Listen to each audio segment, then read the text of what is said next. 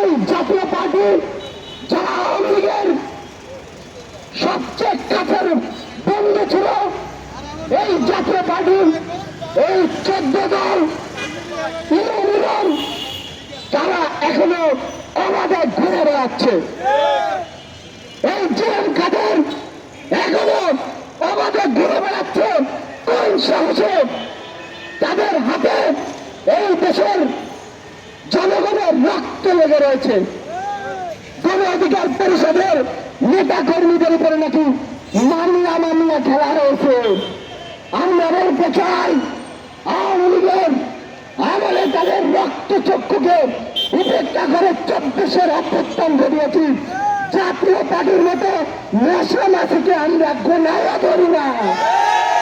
সুতরাং স্পষ্ট করে বলতে চাই, এই জিএম কাদের সহ এই জাতীয় পার্টির যারা নেশানাশি রয়েছেন এদেরকে আপনারা দ্রুত গ্রেপ্তার করেন। শুধু গ্রেপ্তার না, বাংলাদেশের আইন বিচার অনুযায়ী তাদেরকে দৃশ্যমান শাস্তি দেন।